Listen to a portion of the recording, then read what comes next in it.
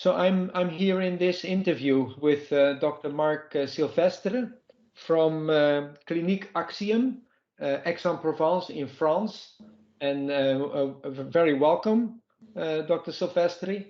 You and your colleague, Dr. Luc Maillard, have been using the QFR for a long time in daily practice, and that is also what I would like to discuss with you.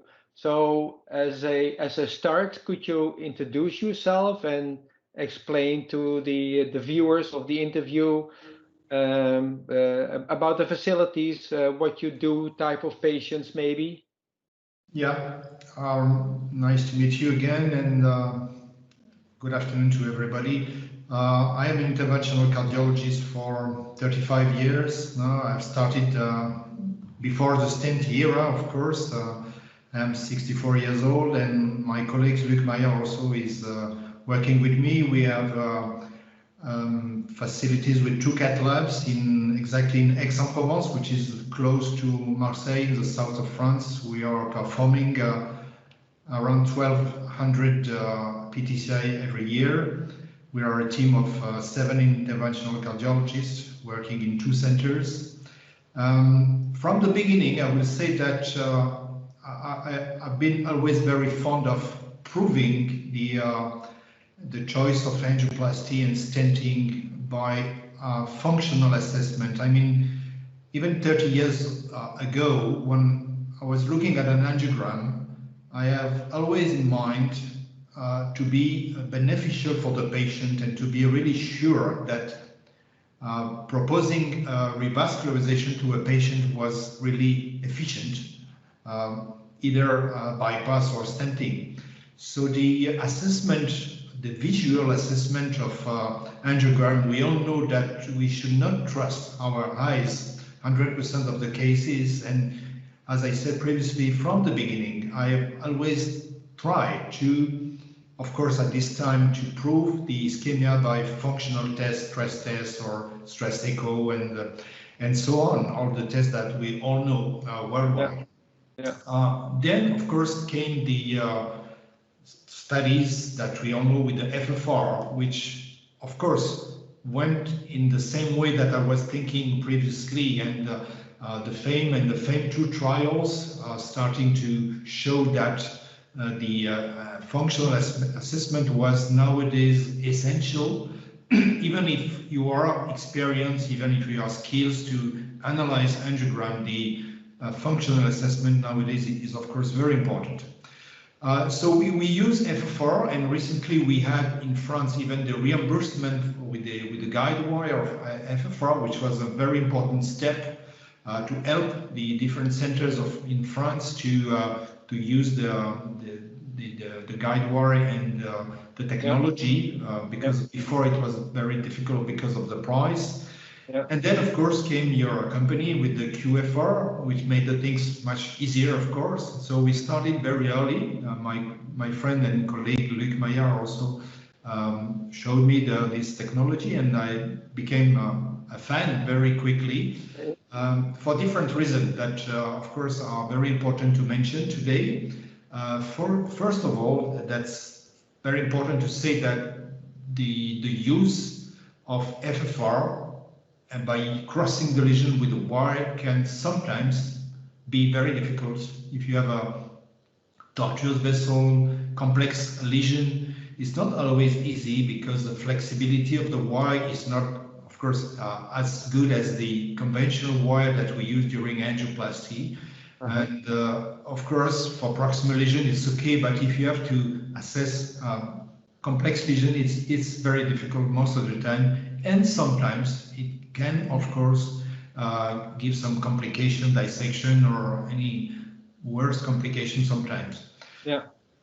So the use of QFR, of course, is very comfortable because you can do it during the angiogram, you can do it retrospectively. The technicians are trained now, and we can do it during acute MI also, treating the culprit lesion and leaving the additional lesion to be done in the second session if the QFR is positive. Yeah. Of course, what we need is correlation between the FFR, which is currently the gold standard as a way to assess the lesion. We have it's a level 1A of a recommendation by using FFR.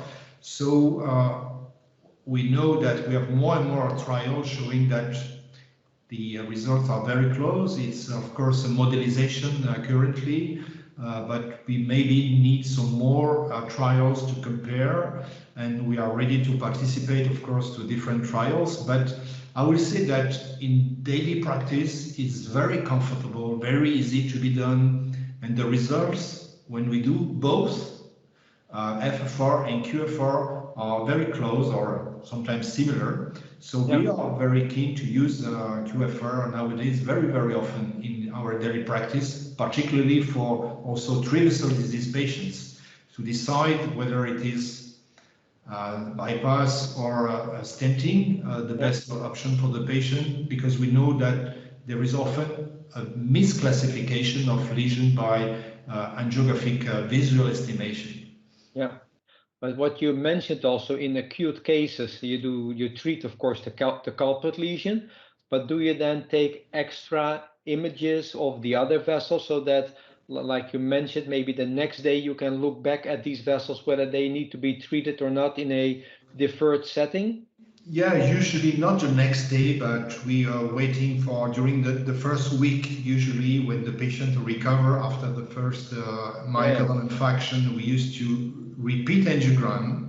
So if we can avoid that by assess the lesion by QFR during the first angiogram and to be sure the lesion is significant, then we can go directly to the next session for angioplasty, which is also very comfortable. Yeah, but you make sure that also of the other vessels that you take the proper views so that you can do a QFR at a later stage. Definitely, yeah. Of course, you have to be very careful with the way to do the angiogram to avoid overlapping of other vessels and to not to forget to inject the nitrates, intracoronary nitrates, and all the precautions that are very important and mandatory.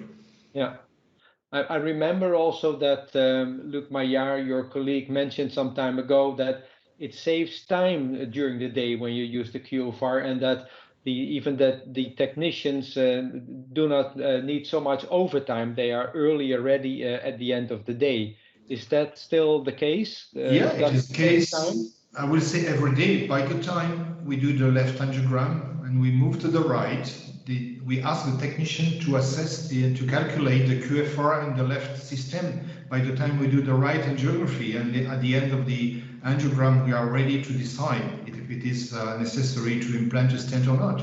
It's very quick. Now they are trained. They have everything in the cath lab, in the computer, and each cath lab is equipped with the Medis system currently in our system. So it's very quick in both cath lab.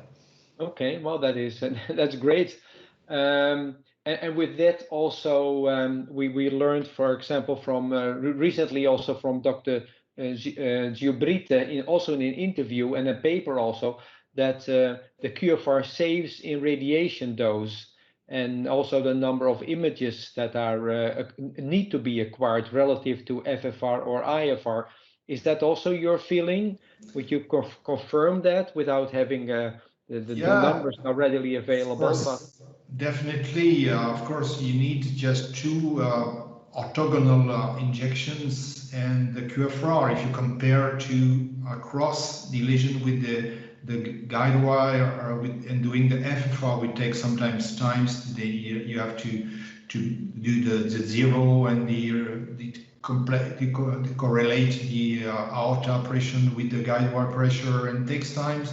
And it needs some more radiation, of course. Definitely, it saves radiation in time. That's true. Okay. Yeah, fantastic. Of course, we have also with the QFR a certain gray zone, that's around the 0.8, and with the FFR, it's really a binary choice. Usually, it's below a 0.8 or above 0.8. If you are in a gray zone around with the QFR, like between 0.78 and 0.84. Do you then still take your decision, or do you say, well, we still need to do an FFR assessment, or are you comfortable enough that you say I use the same threshold and I take my decision with the QFR only? I mean, I will say that to be really scientific and objective, I don't think we have a randomized large cohort of patient study to prove that the QFR is nowadays equivalent and with the same level of recommendation that FFR. It will come soon probably, but we need some more data and more randomized trial to prove that.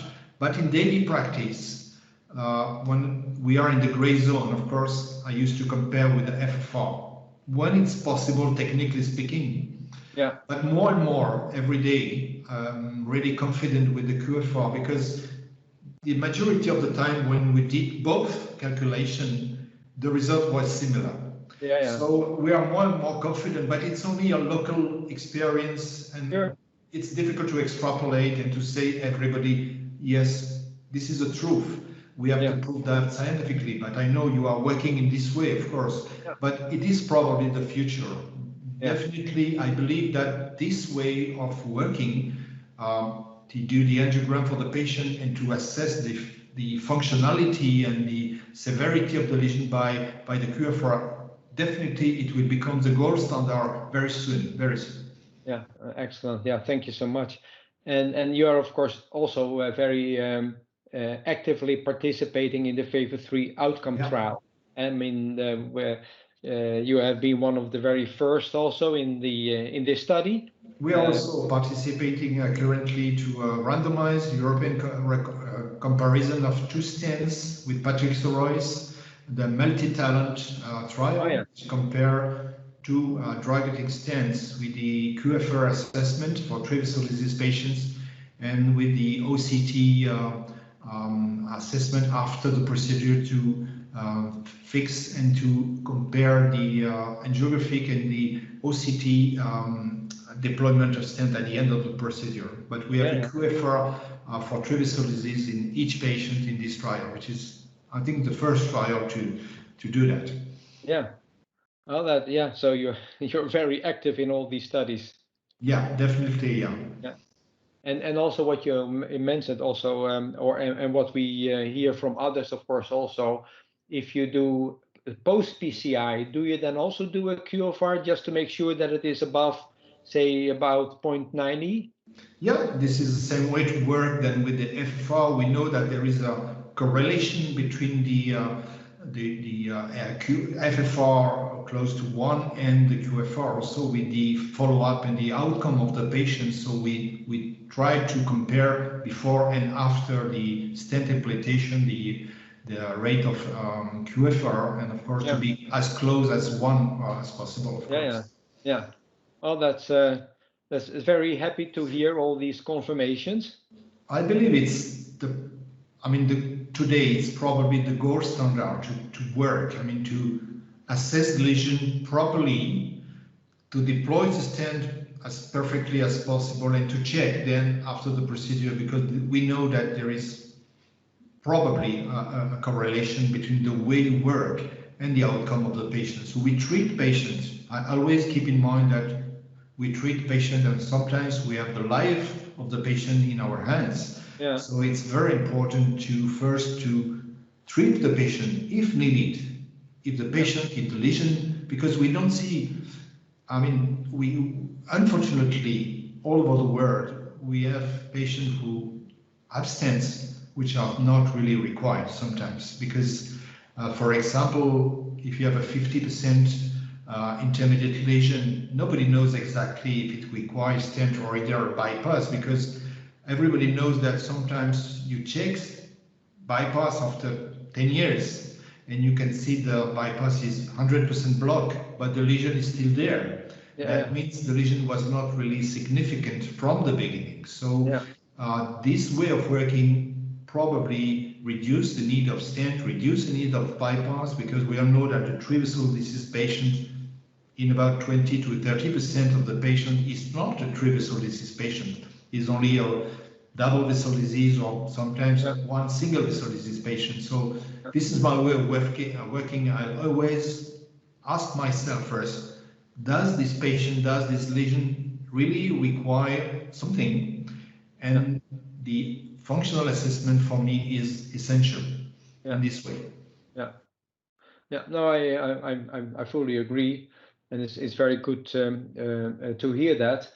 Um, and you just mentioned that the FFR wire got reimbursement in France, I guess recently. As you know, we are also working hard in France as well as in other countries that also the QFR becomes reimbursed, which is a lengthy process, of course, and lots of bureaucracy. But at a certain point in time, we'll also get there, and that will help also the say the spread and the rollout of the QFR over the country, France, but also in then soon in other countries. So that is really and also with your help in the Favor 3 outcome trial and all the work that you are doing, I'm very hopeful that soon we will have those goals also achieved, and that it really can be the gold standard in daily clinical practice.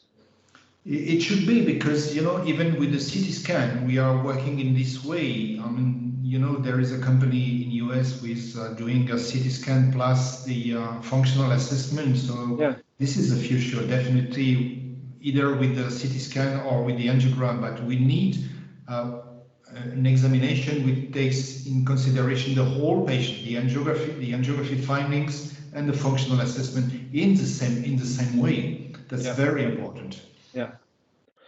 Well, it's very good to hear your great experience and your team's experience, and that it helps so much indeed in the quality of assessment of the patient and also radiation dose and time and so on.